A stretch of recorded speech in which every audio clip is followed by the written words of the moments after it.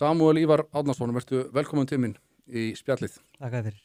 Ég baði að koma hérna til þess að segja mér frekar átakanlegri reynslu sem að þú og þín fjölskylda hafið gengið í gegnum. Þið mistuð bróður þinn sem fór í sjálfsvígi fyrir 2 árum síðan. Já, ótrúlega. Og þetta mál vakti athygli í fjölmiðla því að þetta virðist hafa verið svona eitt af þessum málum þar sem ógætilegar sögusagnir í þessum MeToo anda fóru á skrið og eins og þið komist best næst að þá virðist það hafa allt verið á sandi byggt. Já. Og það koma að þessu máli aðilar sem að, já, má segja, hafi hreinlega ekki vandað nægilega vel til verks. Okkar mati gerðu það ekki. Já. En byrjaði bara að segja mér frá bróðunum, honum Arnari. Þið eru nokkuð mörg systkinin? Já, við erum 4 sem öðlustum saman fyrir norðan og Arnar átti svo 2 systkini föðumegin líka. Ólust upp á Akureyri og vorum mikið í íþróttunum þar. Arnar er þinn yngri bróðir? Já. Voruð þið nánir? Já, við vorum það. Og góður drengur. Mikill svona keppnismaður og hafði skoðanir á flestu og röggfastur. Hann verið mikill íþrótta áhugamaður? Já, og starfaði svo við það þegar hann var fullorðinn. Fór í handboltaþjálfunina þegar hann hætti að spila. Hann er erfið öxl, hann átti til að kasta inn úr lið, þannig að mann ég horfði á síðasta leiki sem hann hittaði fyrir að minnir, þá var hann í uppbytun og kasta boltanum við öllin og öxlinu lið. Þá var þetta svona nokkuð ljóst að hann ætti snúa sér að þjálfunni frekar. Hann frábær þjálfari, virkilega fær og ringdi náttúrulega yfir okkur sögum og svona ummælum hann frá fyrrum leikmönnum og það sem hann hafði verið að þjálfa. Já, þegar hann fellur frá þá var margir sem hafa sambandið ykkur og segja góðum kynnum og lýsa góðum dreng sem að gerði talsveit meira heldur en starfslýsingi segi til hann var til í að gefa meira af sér og hjálpa þér á fleiri vígstöðum heldur en bara inn á handboltavellinum. Og mikill aðdáandi Wimbledon. Já. Helgi bróðir hans, hann var svona í forsvari fyrir því núna eftir hann fett frá að stofna og koma tengslu við klúbinn Já, Wimbledon fótboltaklúbbs. Wimbledon fótboltaklúbb. Já. Það voru Vinnie Jones og Crazy Gang á sínum tíma á. Já. Og við erum aðeins nokkru sem stofnfélagar, Helgi er svona drifkrafturinn í því og lét gera fána. Það er búið að samþykkja Official Icelandic Supporters Club. Já, ok. Og það hangir fáni með svona, sést svona, ef þú rýnir vel í þá sést andlitsmynd af Arnari í flagginu. Það hangir á vellinum aðna og hann hefur verið duglegur að fara aðna út og fara á leiki. Já, frábært. Þannig að við hefum svona farið ýmsa leiði til að reyna að halda minningun á lofti. Ég fór í stofna minningasjóðum hann og við erum svona komast á það stig núna að vonandi eftir þetta ár þá getum við farið að deila úr honum og Til íþróttamanna? Já, sko, handbolti var náttúrulega hans númer 1, 2 og 3. Það var það sem hann brann fyrir og lifði fyrir og þannig að við ákvaðum að einskora þetta við efnilegt handboltafólk sem að þú veist þarf fjárhagslega ástæð og við höfum svona verið að útfæra bara hvernig við getum tekið á móti umsóknum í það og það er svona alltaf verið klárt hvað það varðar og auðvitað höfum við ekki verið að fara í stóra safnanir. Við héldum minningatónleika fyrir norðan þar sem að Stebbi Jakom og hélt klukktíma sjófrít og Helgi hljóðfæralekarnir sömuleiðis og þar safnaðist inn aðeins og við systkinin settum inn í hann líka og foreldrar og svo hafa komið frálsframlög líka þannig að hægt og rólega eru að vera að koma með þetta á þann stað að það fer svona að vera hægt að gefa frá sér líka. Við ætlum að reyna að halda því áfram að vera með einhverja viðburði sem stundu verður kannski bara Reykjavík-maraþónið en annars langar okkur til að vera með aðra viðburði líka bara til að halda minningu góðstrengs á lofti.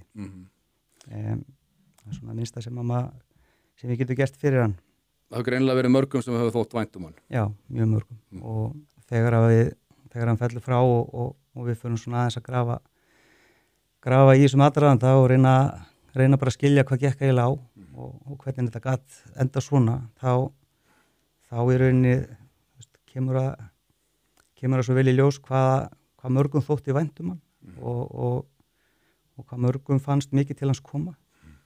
Og svo fyrir við að heyra þessar sögusagnir í bara fljótlega eftir andlátið. Ég held að hefðum fyrstu söguna bara seinnipartinn þegar hann hverfur, daginn sem hann hverfur og svo bárust okkur til einna í dögunum sem liðu eftir fleiri sögur. Segð okkur aðeins bara fyrir þá sem ekki þekkja til, hvernig gerist þetta? Hann hverfur fyrst, þeir eru fyrst að leita á honum. Segðu mig bara, þrættu mig gegnum atburðarásuna, hvernig verið þið fyrst vör við það að Arnar sé ekki hægt að ná í hann, eða hvernig var þetta? Seinni part á 5. degi er síðasta svona sem hann svarar einhverjum. Og á föstudagsmorgni er hann ekki mættur til vinnu, sem að mjög ólíkt honum, yfirleitt mættur snemma. Hann var kennari í Kópavogsskóla og þá fer gesturvinur hans af stað og það hringdi mig rétt fyrir 9 minni mig. Þá var ég í kennslu í Álftanesskóla þar sem ég er starfandi. Og þá áttum við okkur á því að hér sé eitthvað meira en lítið sem að hafi gerst. Fundu hann þá ekki heima hjá sér og hann svaraði ekki símum?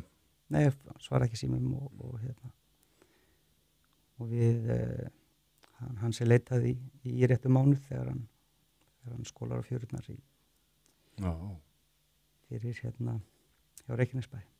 Já, það er heill mánuður sem að líður þannig að finnst. Já.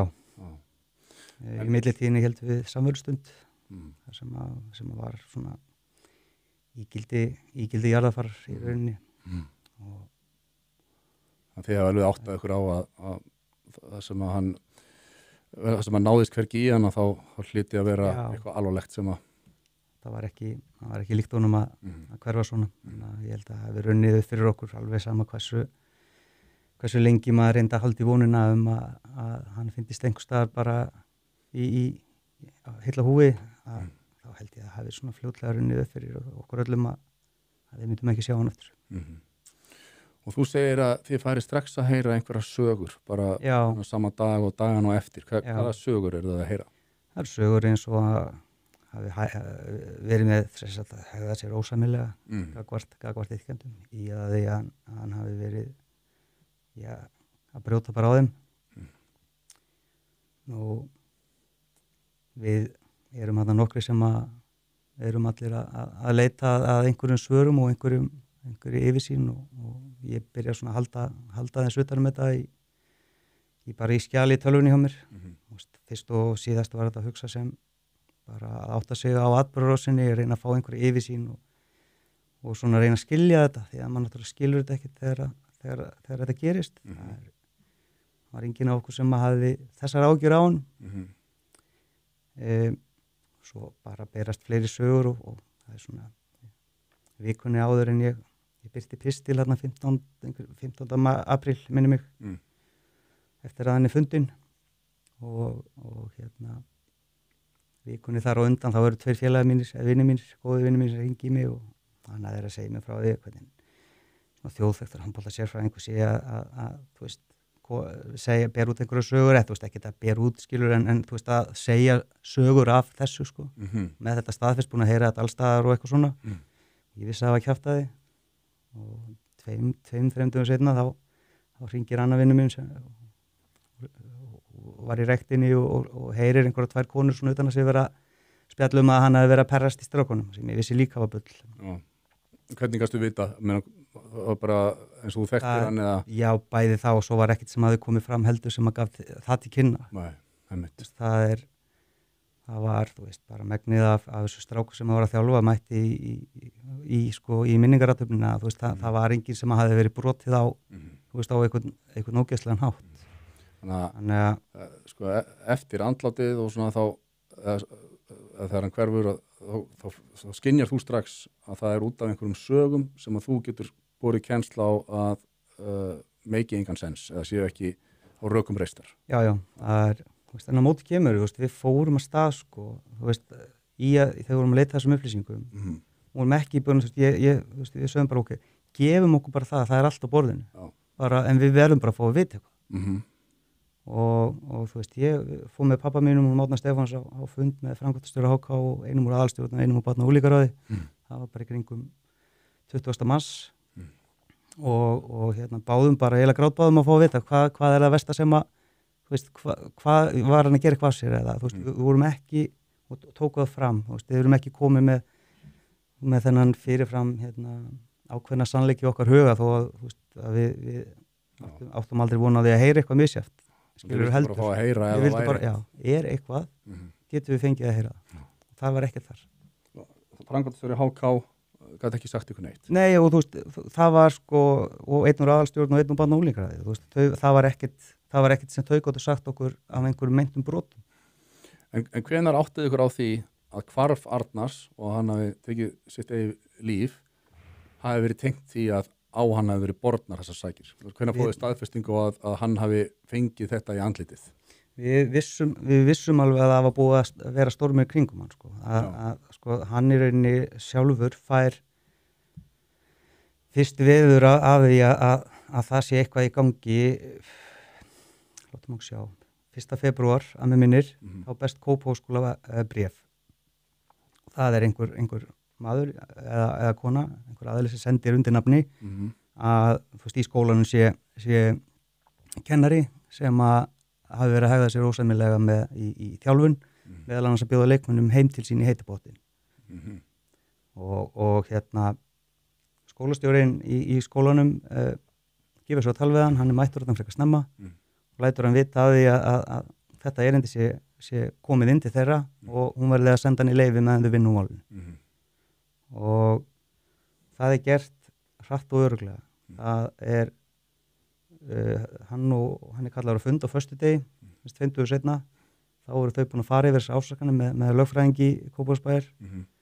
og kalla hann á fund og hann tekur gestvinn sinn með sér Gestur Guðrúnsson er æskuvinur hans og hefur staðið með honum í gegnum bara svona margt í lífinu og þeir fara þar saman og það er auðvelt að svara fyrir ásakanir þegar þú ert með þar fyrir fram að þig og það tók ekki langan tíma að í rauninni að svara fyrir það og eins og í þessu tilfelli þá til dæmis eins og þú hefur sagt frá að þetta með heita pottin það var auðvitað að hekja það vegna þess að hann býr á annarri hæð í blokk og þar var engin heiti pottur þannig að þú veist þannig er einhverja fabuleringar komnar í gang og í rauninni, ég skil skólan að þau verða að bregðast við svona þegar þú ferð þetta og sérstaklega þegar það er undir nafni einhver sem sendir og þú náttúrulega ferði það að kanna staðreyndir og ásakanir en að sama skapið spyrðu líka viðkomandi sem að liggur undir einhverjum ámælum, þú veist, hann verður að fá að svara fyrir það sem er verið að það var rétt gert hjá Kópavós frábærlega unnið á þeim og sko þetta 1. febrúar minni mig var miðvikudagur og þessi fundur á föstudegi og hann er mættur aftur í kennslu á mánudegi og síðasta máli sem hann þurfti að leysa á þessu fundi var, þú veist, hvort að ég skráði í veikan eða í leyfi þessa daga sem þú varst heima. En þegar að Kópavogsskóli fær þetta að þá hafði málið verið að gerjast okkur tjöldin lengur af því að það var annað embætti sem að hafði verið með þetta á sínu borði, er það ekki? Jú, 17. janúar var það að ringja út símtöl 17. janúar fær samskiptaráðgjafi og nú þarf ég að passa með að segja íþrótta og æskulismála því að ég hef aldrei fengið leksjunni því að þetta tengist í sig ekki neitt þannig að ég ætla að hafa það rétt í þetta skiptið samskiptaráðgjafi íþrótta og æskulismála fær þessa tilkynningu og þessi tilkynning hún er komist við að síðar hún er nafnlaus hún er með netfanginu gunnar@gunnar.is sem engin svarar ef við senda á og símanúmeri Dominus 5812345 þetta er í rauninni gögnin sem að samskiptaráðgjafi hefur til að byrja á að fara að kanna eitthvað mál sem að bersýnilega má sjá í upphafi að Það ekki með, sem sagt, það ekki þetta að rekja þetta til neins. Nei, og það engin, í því bréfi eru bara einhverja dylgjur. Það engin hann braut svona á þessum, eða svona á þessum, það eru bara einhverja dylgjur hérna. Þú hefur fengið að sjá það bréf? Ég hef ekki fengið að sjá það. Gestur Guðrúnsson fór fekk að sjá það, fór með Árna Stefáns og Gunnari, pappans blóðföðurans Arnars. Það var 3. fundurinn sem eða hópurinn, aðeinslega frá okkur hafa átt með samskiptaráðgjafa. Og samskiptaráðgjafa vildi ekki láta að hafa afritað þessu bréfi eða? Nei, Arnar og Gunnar, nei, Arnar og Gest, það þeir fóru. Já, eða ykkur eftir á. Nei, þeir fengi að sjá þetta í 3. skipti sem þeir komu. Já, bara fengi að sjá það. Fengi að sjá það, en aldrei fengi að afrita. Og halda trúnaði við þennan nafnlausa sendanda sem að kvittar fyrir með fölsku nafni og fölsku símanúmeri. Já. Ok, sérstætt. Það í þessu bréfi einhverju 5 aðilar innan HK-nefndi sem að séu einhverju sem geti veitt frekar upplýsingar. Okay. En það eru samt engir, þegar þeir fengur loksins að sjá bréfi þá eru þeir allir sammála það, hvaða bull þetta? Þessi 5 aðilar, Nei, þegar að Gestur og Pabbi og Gunnar fóru saman, þeir horfðu bara á þetta og hristu bara hausinn, bara það að í rauninni að leggja stað með mál, það sem að eru, einhverjir ákveðnir atburðir sem þú ætlar að skoða heldur bara einhverja dylgjur og þú getur ekki einu svona haft sambandið þann sem sendir bréfið inn til að fá frekari upplýsingar hvað þú veist, mjög stað með ólíkindum. En það farið að stað þá og það inni, 17. janúar fer samskiptaráðgjafi af stað og ég dreg það ályktun að hún hafi haft samband við þessa 5 aðila og verið svo veit ég að þau voru funduð með barna- og unglingaráði líka og eru þá að reyna að komast til botns í einhverju máli sem gott og vel. Það engin sem heldur fram að þú viljir ekki að ábendingar séu tekna alvarlega en hvaða form á að vera ás þannig að áður hún ferð að stað. Nú, ég veit líka að í þessu bréfi þá ég er svo sem búin að segja það ekkert sem þú getur sett fingurinn á almennilega til að skoða einhvern ákveðin ábyrgð þannig að það bara farið að stað til að afla upplýsinga að hvort að mögulega geti eitthvað verið til staðar. Og þegar það farið að stað með þeim hætti til að afla upplýsinga og ringja í hinn og þessa og segja við erum með til rannsóknar þennan til þetta handboltaþjálfara að þá gerir þið ráð fyrir að illar tungur fari af stað eðlilega. Það held ég málinu bara það eðlilegt að það gerist held ég. Það eru svona ákveðni punktar sem ég var búin að taka saman ég ætla að fá að kíkja aðeins á þá þannig að þetta er náttúrulega yfirgripsmikið og það er því miður þannig að það er langt úr liðið og maður svona gleymir stundum atburðarásinni í hvaða röð þetta gerist en það virðist vera að hún fari að stað með því að safna algjörlega einhliða upplýsingum. Sigurbjörg heitir hún sem var samskiptaráðgjafi þá og Þóra Sigfríður er náttúrulega eigandi stofuna og hún satt þessa fundi allavega alltaf með samskiptaráðgjafa sem að gestur og aðrir frá okkur hafa farið á. Satt hennar fund líka með gesti og Arnari. Hún fer að stað og hún ekki sent að hafa samband við Arnar? Nei, Arnar veit ekkert þetta. Hann veit ekki að hann sé til rannsóknar. En þetta er sem sagt 17. janúar. Það sem gerist síðan á 2 vikum allt í komin tilkynning inn til skólans. Þannig eitthvað hefur verið í gangi þar sem að gera það verkum að fólk allt í fer að hafa verulegar áhyggjur af því að þarna sé kannski bara einhver stór hættulegu gaur. Hann bara að kenna hérna 5. bekk. Þannig að þessi tilkynning til Kópavogsskóla, hún virðist vera runnin undan því að samskiptafulltrúi fyrir að stað með þessa rannsókn þá fyrir fólk að hugsa, það er verið að rannsaka mann það er best að láta skólan vita. Já, láta skólan vita, hann að kenna 10-11 ára krökkum og ég skil það bara á mörgu leyti, að vilja allir passa upp á sig og sína og við tala nú ekki eins og eitt af því sem þið ákveða að gera í aflaupplýsinga, það er að fara að hringi foreldra til að láta þau fara yfir samskipti Arnars við á samfélagsmiðlum eða í símann. Og ég er 2 barna faðir og ef ég fengi þetta símtal frá samskiptaráðgjafa eða einhverjum háttsettum innan íþróttafélagsins þar sem börnin mín eru, þá er ég automatist, bara kannski pössum okkur aðeins á þessu núna, í það minnsta með hann að verið að rannsaka máli, ég velti fyrir mér, hvaða forsendur liggja baki því að þú ætlar að fara að hringja í, ég myndi halda það væri að þú ert komið með það góðar upplýsingar og ég ætla bara að fá hérna að loka staðfestíkun á því að þetta hafi verið svona en ekki hinsegin. En það er ekkert komið fram sem bendi til þess að þarna hafi eitthvað annað komið fram heldur en bara... Hún hafi raun og veru engar upplýsingar, aðra en bara nafnlaust bréf sem segir að hann sé einhver misindismadur. Já, það er svona, ekki einu sinni, eitthvað, það er svona að einhver í þessu bréfi. En þetta eru í rauninni vinnubröðin sem farið að stað með. Nú, það sem gerist líka hann að föstudag sem Addi búinn á þessu fundi hjá Kópavogsbæ, þar sem hann í rauninni hreinsaður af þeim ásökunum eða svara fyrir þær. Að þegar hann kemur heim þá býður það bréf og það í fyrsta skipti sem hann heyrir eitthvað frá þessum samskiptaráðgjafa. Það kemur fram í því bréfi að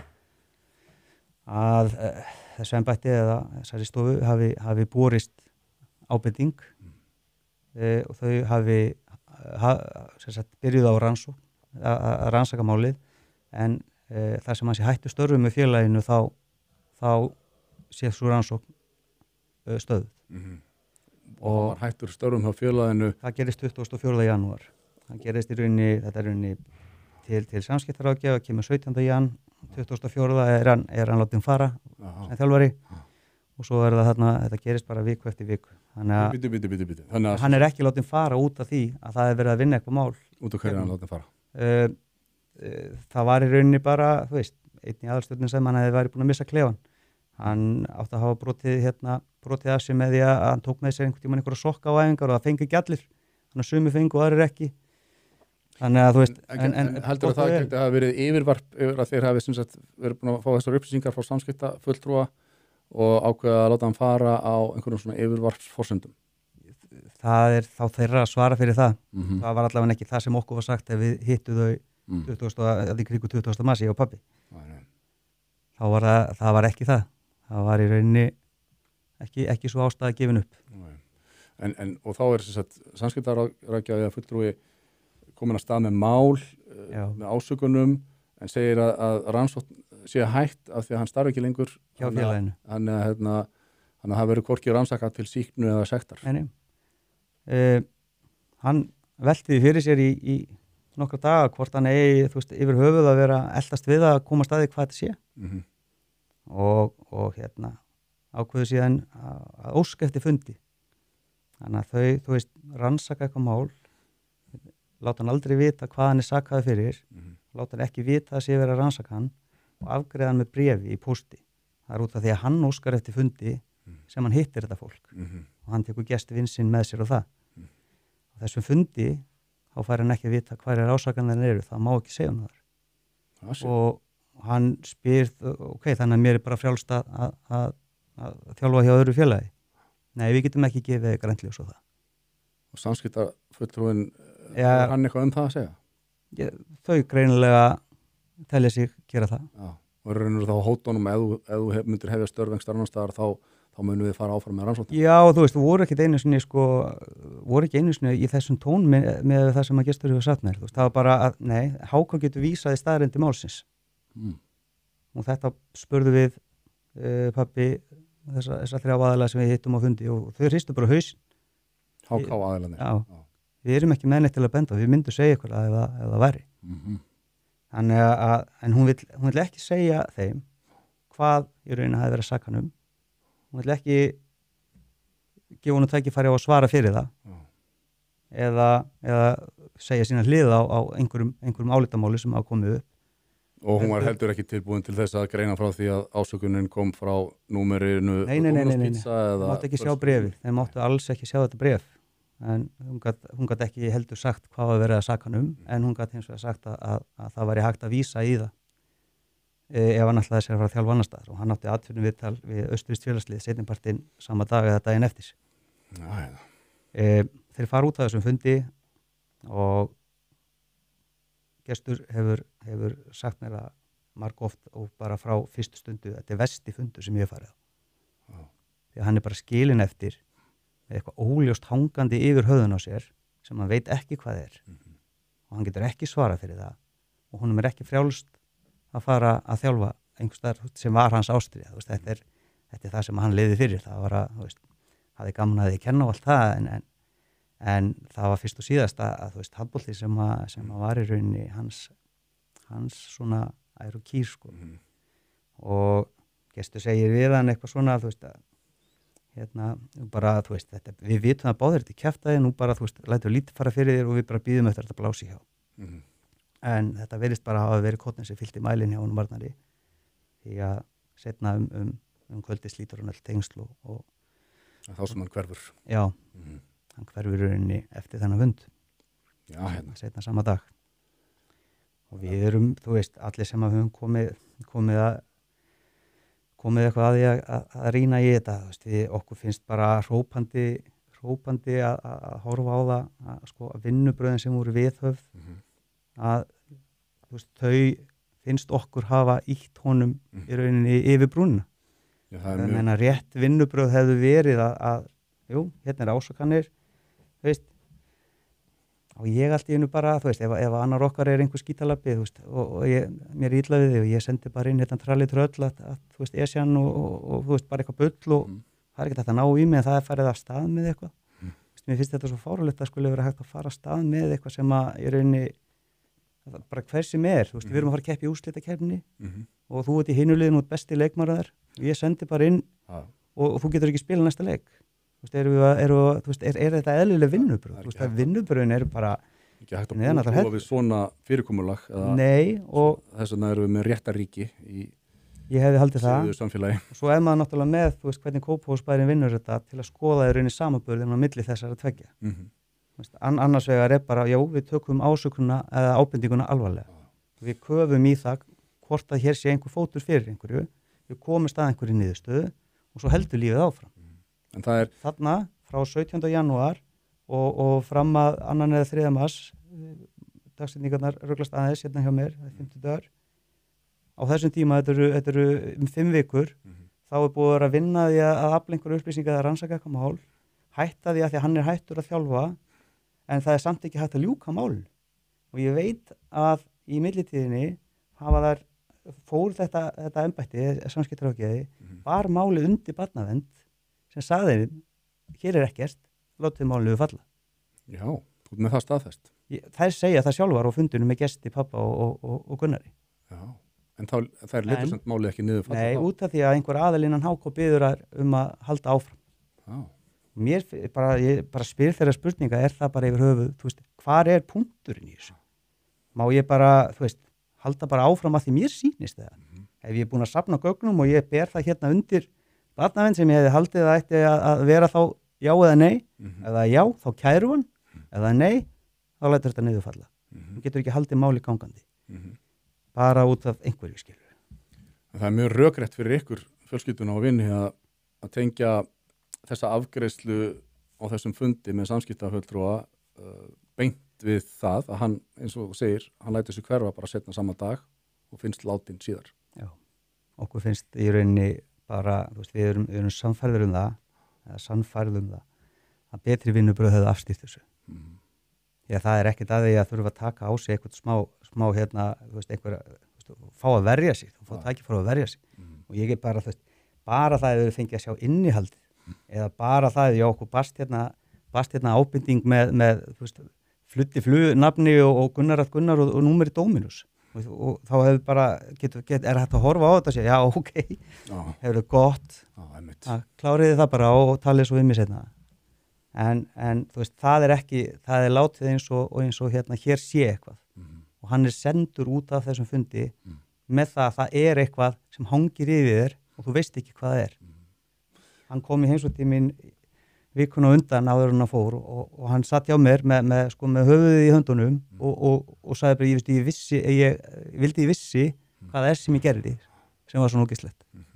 Hann hafði ekki hugmyndu það og það er þessi efasemd sem að þú veist ekki hvaðan á þið stendur veðrið og ekkert tækifæri í að svara fyrir neitt. Það er búið að kippa undan þér lífinu sem þú þekkir og í þessu andrúmslofti líka sem að þá var. Þá upplöðu allir bara eins og tilvist þeirra væri bara lokið ef þeir fengu á sig slíkan áburð.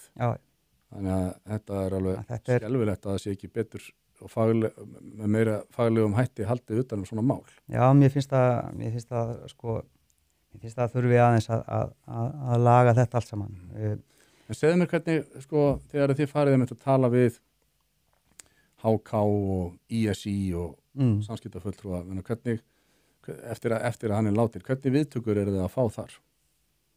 Sko, það hafa allir, ég hef verið einhvern veginn svona pínu í forsvari á þessum anga.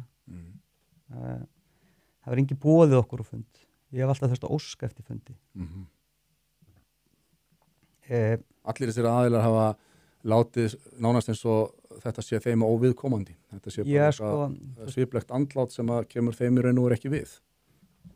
Já, sko, erfitt að segja, en þú veist, allavega við óskum eftir fundið þarna og fyrst við HK og ég sendi hennar pistil síðan frá mér og eftir það náttúrulega fór allt í háaloft og ég held að ég skil alveg HK sem félag, þeir fannst að þessi vegið og þetta erfið staða að vera í þegar að því að atburðarásin þar og þau í rauninni velja bara að vil ekki tjá sig meira máli. Það er rauninni harma atburðin en ætla ekki að tjá sig frekar máli. Og síðan höfum við ekkert í rauninni verið í samskiptum. Gáðu þeir út þá yfirlýsingu þar í fjölmiðlum? Já, þetta kom hérna frá þeim. Nú, ISI hafði ég örlítið meiri vonum að ég fór dálítið þá leið af því að ég er með fullt af upplýsingum þú veist, eitthvað sem ég get ekki 100% sanna en líkurnar eru yfirgnæfandi og svo er annað sem ég veit fyrir víst. En þar eru nöfn og annað og ég hef aldrei viljað fara á stað með eitthvað sem eru persónulegar árásar og eitthvað neitt. Pistillinn var settuð þannig fram að þetta er lýsing og atburðarás og þú veist vinnubröðum og þú veist það sama sem ég er að reyna að gera hérna. Vinnubröðum við þetta, við þurfum að breyta því. Ég hef engan áhugaði að standa í þessu skilur sjálfur. Ég vil bara fá að minnast bróðum þessi í friði en þú veist, eins og ég segi. Ertu með fullt af upplýsingum segjuru sem að vísa í hvað, meinarðu? Já, ég meina það er bara svona, þú veist, að það séu aðila sem að væri kannski sniðugt fyrir ráðandi hlutlausan aðila að ræða við til að fá einhverja, þú veist, sýni við það og yfirsýni við það hvað gekk eiginlega á. Það er ekki mitt hlutverk. Ég er bara tengdu málinu og er þú veist, syrgjandi aðstandi. Það er ekki mitt að gera það. En ég er farið á 3 fundi með ISI og það er meðal framkvæmdastjórnum líka. Þar er í rauninni, þú veist, það er engin þar sem ætlar að taka hann að bolta því að þeirra viðbröð við þessum pistli voru þau að framkvæmdastjórnir hringdi í mig og sagði mér að það væru ákveðna rangfærslu og vottaði mig saman og mjög kurteis og ekki máli. En þú veist, það var svona fljótlega ljóst að aðalatriði var í rauninni að það var rangfærsla í þessum pistli á mér og rangfærslan er svo að samskiptaráðgjafi íþrótt og æskulýðsmála, ég titla hana sem samskiptaráðgjafi ISI og að málið berst til ISI. Það var mjög mikilvægt að ég myndi leiðrétta þessa rangfærslu því að ISI kemur ekkert að þessu máli. Það var aðalatriði hans huga að þetta er í leiðrétt. Það fannst mér þegar ég, þú veist, ég útskýri fyrir honum að sko ég hef nú bara googlað hennan einstakling og lesið blaðagreina, þar er hún titluð samskiptaráðgjafi ISI, ég bara vissi ekki betur. Og svo er einhverju tölvupóstar okkar á milli og þú veist, og endanum segja, ég skil ekki eins og sjálf hvernig þetta er byggt upp, þannig að kannski bara best að þið skýri frá hverju þessi mismunur er. Ég get ekki verið að fara hræra í einhverjum pistli bara persónuleg skrifið mér. En þú upplifir þá allavega þannig að ISI vill fjarlæga sig frá þessum samskiptaráðgjafa og ekki vera spyrt saman við hann. Þá hefur ISI upplifað að samskiptaráðgjafinn hafi ekki alveg haldið nógu vel á spilunum í þessu máli. Hver sem ástæðan er þá allavega skiptaði það á máli að það væri ekki í rauninni saman sem merki þarna á milli. Og síðasti fundurinn sem að ég og pabbi fórum á með þeim þá í rauninni segja bara við hvorki mannskap þekkingu eða býtum við. Það var eitthvað þrennt við nefnum, mannskap þekkingu eða, já, ég kosti að skrifa þetta. Það var eitthvað þrennt sem að í rauninni, sem þau nefna, sem að er í rauninni ástæð þess að þau geta ekki farið af stað til að komast að einhverju niðurstöðu í þessu máli. Nú, þá er það bara næsta skrefið mér, það er óska eftir fundi hjá barna- og menntamálaráðuneyti. Ég er búin að fara á fund þar líka með pappa. Og það er allir tilbúinir að hitta okkur, leyfa okkur að ræða þetta og þú veist, sína okkur fulla virðingu og nærgætni þegar við ræðum við þau. En það er enginn sem er til í að fara af stað.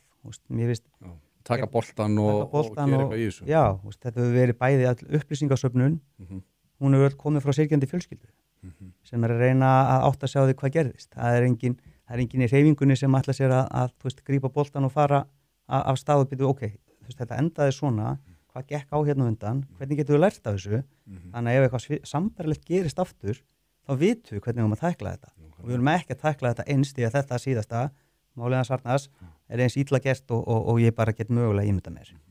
Skilaboðin frá barna- og menntamálaráðuneytinu voru í rauninni bara á það leið að við gætum höfðað einkamál eða óska eftir lögreglurannsókn.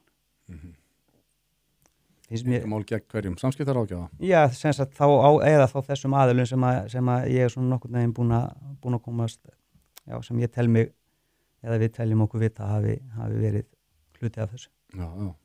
En ég finnst, þú veist, það er barna- og menntamálaráðuneytið er yfir bæði ISI og samskiptaráðgjafanum. Það er rauninni æðsti í þessu öllu saman. Borga samskipta þessari það er menntamálaráðuneytið sem að setti þetta embætti á fót og greiðir þennan samning og hérna en er einhver þarna sem er að fylgjast með því hvað er í gangi. Ég velti því fyrir mér því að ég veit líka að árið sem allir hverfur þá rennur samningurinn við þessa stofu út í Áslokk. Hann er endurnýjaður.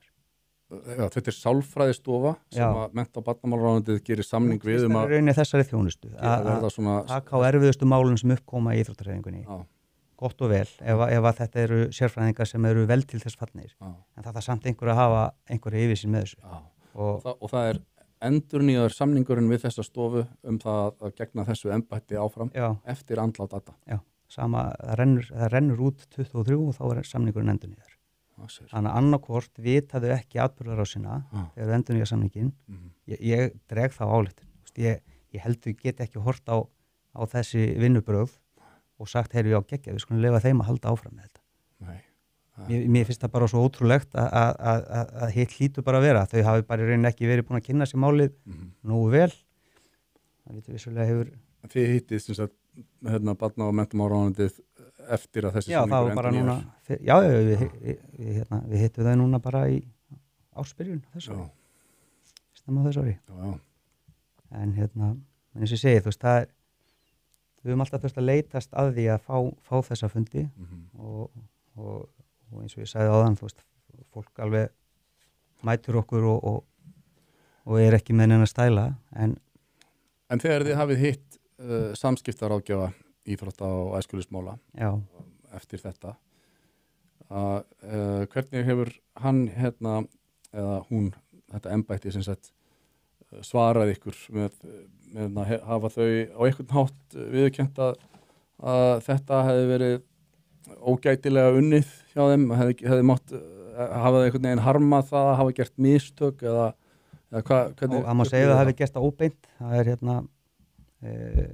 Helgi Þór bróður hans Arnars og gestur fór á fund. Það var svona fyrsti fundurinn sem einhver af okkar hópi fór með þeim. Þá var Sigurbjörg samskiptaráðgjafi hætt og Kristín komin inn. Þóra hefur setið alla þessa fundi með samskiptaráðgjafanum. Þóra Sigfríður. Já, náttúrulega ástofuna þannig að genur ráð fyrir hún sé aðeins inn í þessum málum.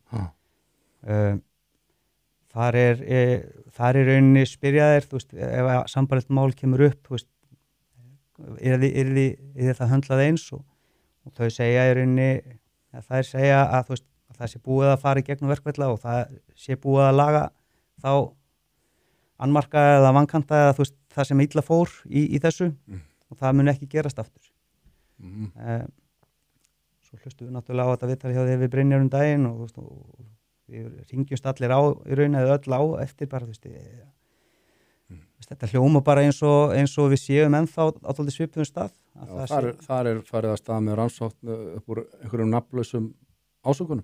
Já, er það málið það líka? Já, það er byggt á 6 nafnlausum frásögnum. Já.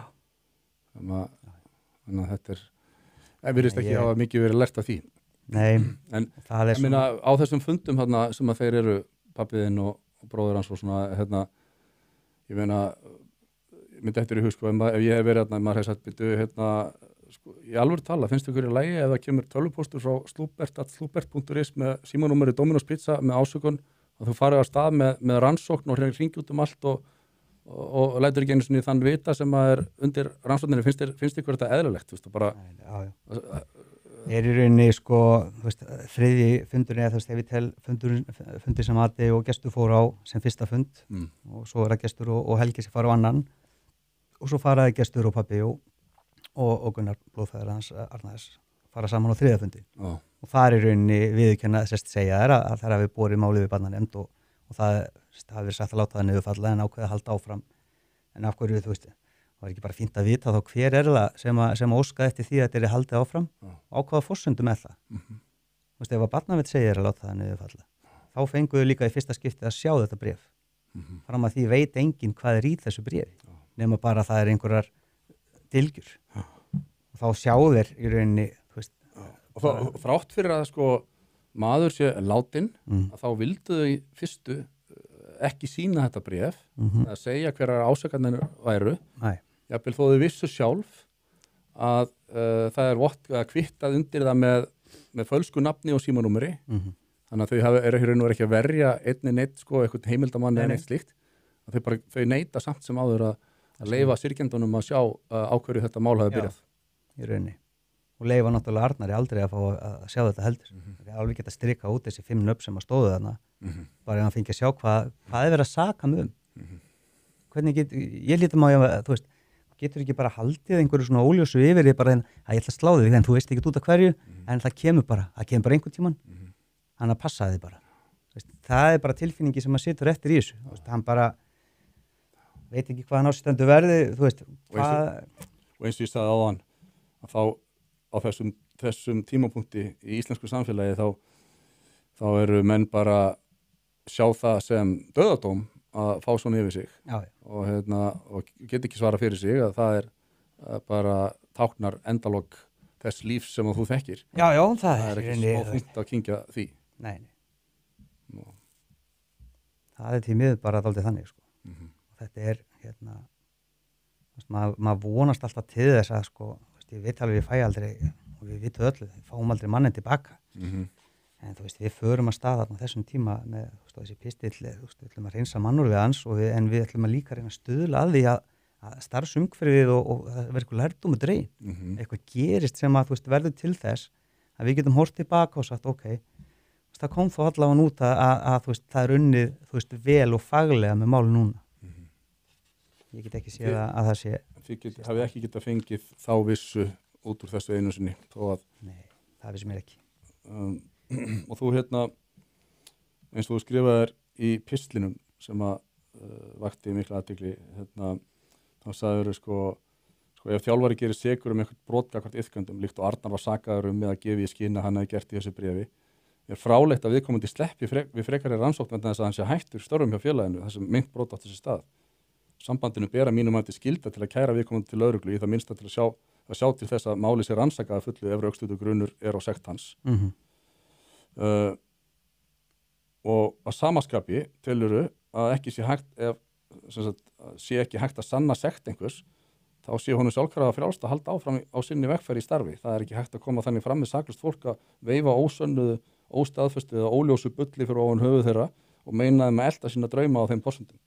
Allt án þess að viðkomandi geti svarað fyrir sig og þessum tímapunkti veit ég ekki hafði ekki þær upplýsingar að þau hefðu borið máli undir barnavernd því hefði verið synjað það hefði að mínum dómi átt að vera endapunkturinn það er mitt en fyrst að þið hafið ekki fengið svona neinar meldingar raunverulega breytingar hafa átt sér stað eða nokkur hafi þurft að axla ábyrgð á óeðlilegum vinnubröðum þú veist hvaða tilfinningar berjast innir þegar þú heyrir fleiri fréttir af þessu embætti sem eru svona til marks mikil ófaglegheit og léleg vinnubröð Ég er bara bæði sorgmættur og ég verð pínulítið reiður líka að við skulum í alvörinu ekki ætla að læra neitt á þessu Mér finnst það ótrúlega skrítið að ef þú ætlar að fara að rannsaka einhver mál, þú veist, alveg sama hvers eðlis málið er, þú hlýtur að ætla að rannsaka alla hliðar málsins áður þú kemst að einhverju niðurstöðu. Þú veist, það bara annað gefur þau bara eitthvað skilur. Og sérstaklega, sko, að vanda sig að fara ekki af stað með eitthvað sem að sem að hleypir einhverjum snjóbolta af stað þegar þú veist að viðkomandi ásökun sem sagt nafnlaus með einkennilegri undirskrift. Þetta eins og þú senda bara með undirskriftinni Mickey Mouse og að þá passar þið ekki að passa betur upp á að þetta búi ekki til eitthvað snjóbolta sko. Svo það eitt í viðbóti í þessu sem svona áhugavert sko, að upplifun þeirra á þessum fundi með Arnari og gesti að segja það hérna á 3. fundinum var mjög góð, fundurinn gekk mjög vel og gestur misti bara andlitið á þeim fundi og sagði þetta versti fundur sem ég hef nokkuð tíma farið á hvernig getið þið upplifað hann svona vel skilja mannin eftir í lausulofti með eitthvað óljóst hangandi yfir sér, hann fari engi svör, hann fari ekki að vita neitt og svo var hann bara að lappa út og brosa. Þessi ótrúlegur skortur á innsæi og dómgreind í þessum aðstæðum. Ef þetta sko, mismunandi upplifanir og allt það sko, en þetta bara sitt hvor endin á skalanum sko, ganga mjög vel eða bara að versta sem þú nokkuð tíma tekið þátt í. Og þetta eiga að heita fagaðilar á sálfræðistofu. Fagaðilarnir í þessum málum. Já, sem að þeim tókst að upplifa þetta svona hrapalega. Já, sem er bara afrek út af fyrir sig. Já, þetta er mjög sláandi og núna eru rétt rúm 2 ár síðan að þetta gerðist allt saman. Berðu einhverja von í brjósti að það komi einhver svona meiri endapunktur á þetta eða eitthvað sem að þið fáið svona til þess að loka þessu með meiri sátt en þið hafið fengið hingað til? Ég vona náttúrulega, það er þetta ferðalag sem hann hefur verið að þetta ferli kannski betra orð, það er alltaf, ég held að ég sé búin að segja 8 sinnum við sjálf með að ok, þetta er hérna líkur mínu hlutverki í að vinna í þessu. Get ég bara farið að einbyttum að ræði að jafna með þessu. Og það er alltaf þegar maður sér það, þannig ég hef verið að fara einu skrifi lengra. Og nú er ég alltaf komin hingað. Já, hingað þetta viðtal. Já. En ég vona bara að ef að þetta mál Arnars og þessi lýsing á hvernig er núna sótt að Brynjari alveg óháð því hvort þú ert stuðningsmaður hans eða sammálunum með þjálfaraðferði alveg saman. Þetta eru vinnubröðin sem er í gangi. Ef það eru fleiri sem hafa lent í því þá bara hvetið til að stíga fram og segja frá því því að við getum ekki haft það þannig að hér sé bara eftirlitslaust einkafyrirtæki sem fái viðkvæmustu upplýsingarnar sem að viðkvæmustu málin í íþróttarhefingunni ef þau ætla að vinna þetta svona og það er enginn sem getur stoppað þau af og það er enginn sem getur leiðrið þau og þau bara sigla bara áfram eins og þeim sýnist. Það er ekki hægt að hafa það þannig því þá býðu við hversu lengi þurfum að býða þá til að næsti fær nóg. Mér er sagt að málið ykkar og Brynjars séu ekki 1-2 málin sem að fólk kvartar sáran undan þessu embætti. Hefur þú heyrt eitthvað slíkt? Já. Ég fekk í kjölfar á þessum pistli þá fekk ég fjölmörg skilaboð bæði frá fólki sem ég þekki ekkert og fólki sem ég þekki og þar á meðal voru aðalega sem að báruðum ekki söguna vel. Höfðu lent í einhverju meðfrið þannig sem þeim fast vera gríðarlega ósangjöld og kannski bara komið tími til að þau stígi fram og láti vita því. Því að eins og ég segi, mér er alveg óþví hvað einhver heitir eða hvað hann gerir. Ég vil bara þessi mál sé í lagi.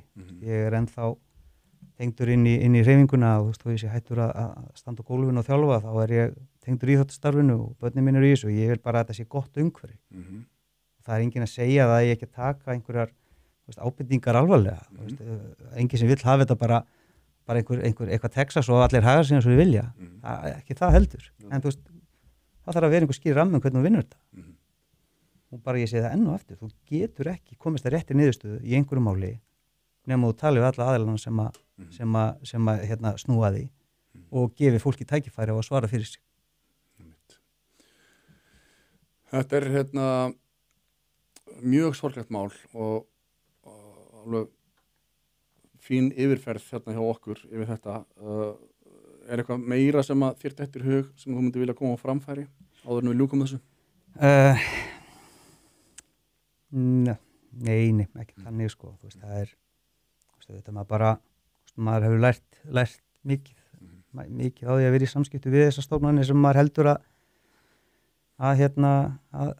sé að passa upp á þetta, og þú veist, maður kemur alltaf bara auga á einhverja brotalamir og þetta aðgerðarleysi, þú veist, mér finnst það ætlum við bara að vera heimsmæli kvarða eða að sópa málum undir teppið og skorast undan ábyrgð, þú veist, er það framtíðarsýn hjá okkur í íþróttahreyfingunni, eða þú veist, verðum við ekki að taka á málum? Þetta er sérstaklega, sko, hvað ég segja, kaldhæðnislegt eða súrt, af því að, sko, samskiptafulltrúi, embættið eins og segir, er sett á laggirnar til þess að höndla viðkvæmustu málin sem að uppkoma í íþróttahreyfingunni. Og það var einmitt, sko, akkurat ætti þetta embætti að starfa þannig að það væri gert, sko, með aðgátt og svona bara mjög svona varfærnislega, en það virðist vera eins og það sé bara akkurat ekki, þannig að embætti sem er að höndla með viðkvæmustu málin, það virðist ekki vera bara sko hæft til þess að gera einmitt það sem að því er ætlað að gera. Nei, í þessu máli sem ég þekki allavega, þá var það klárlega ekki. Nei. Og það er það sem skilur á milli feigs og ófeigs finnst okkur. Já. Rétt meðhöndlun á þessu sem byggir á engu, hún hefði ekki skilað okkur í þessa stöðu í dag. Nei. Það er bara, fyrir mér er það augljóst. Það er auðvitað hrikalega sárt að hugsa til þess að bróðin væri eflaust með ykkur í dag ef að vinnubröðin hefði verið fagleg bara í það minnsta. Það er í það minnsta okkar skoðun. Samúel Ívar Árnason, ég vil þakka þér kærlega fyrir að koma og deila þessu með okkur og ég trúi því að þetta hljóti nú að svona að hljóta að koma einhver annar endir á þetta heldur en við höfum nú þegar séð. Þetta er ekki hægt að láta þetta hanga í þessari stöðu. Nei, það er vonandi að verði einhverjar góða breytingar sem að koma út úr þessu. Já, og ég óska ykkur, þér og fjölskyldunni alls hins besta og þakka þér kærlega fyrir spjallið. Takk svo mjög. Takk.